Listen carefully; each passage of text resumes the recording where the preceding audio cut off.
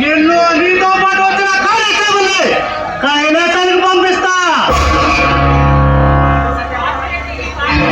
రాసినట్టే ఈ ఫారెస్ట్ వచ్చిన నేను పవర్ఫుల్ ఆఫీసర్ని.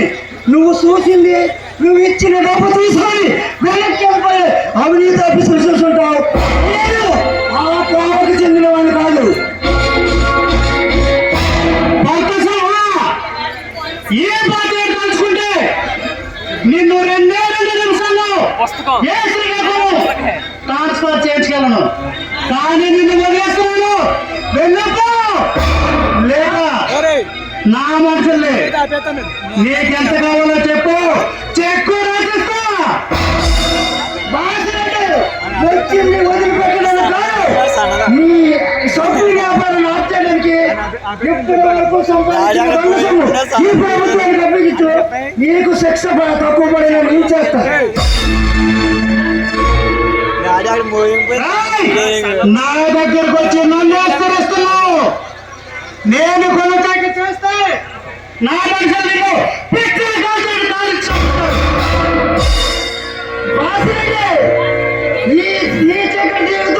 ఈ రోజు నుండి కనబడుతుంది. రాబోయే జైల్లో చెప్పుకుంటున్న నిశ్చితంగా ఉండు.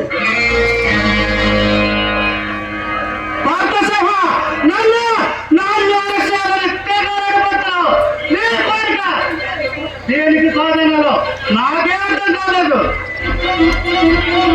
ఇప్పుడు ఎవరు కాపాడతాడు చూస్తాను. నిన్ను వదిలే పరీక్ష లేదు. ఈసా కమిట్ అయితే ఎవరి మాట వినదు. ఈ బాధ్యత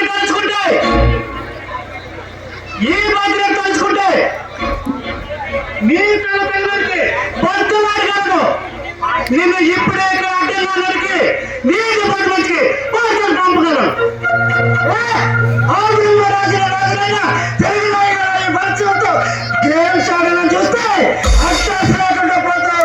ఈ వృత్తి దాన్ని నేను ఎదురొస్తే సవాలు ఖర్చు చేయలేకపోతుంది.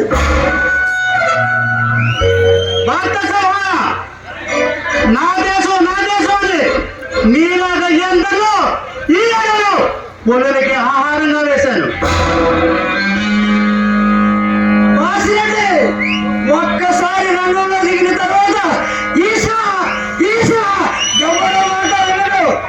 ఇలాంటి వారిని భరతం పట్టడానికి కథలలో కోరు పెట్టిన పల్లడిస్తాం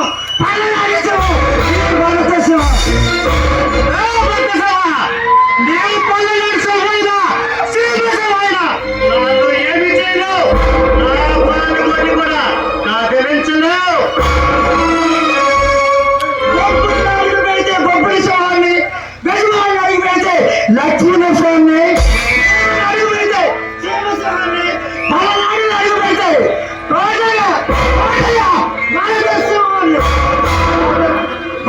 కేసుకి అక్కడ ఈ పోలీసు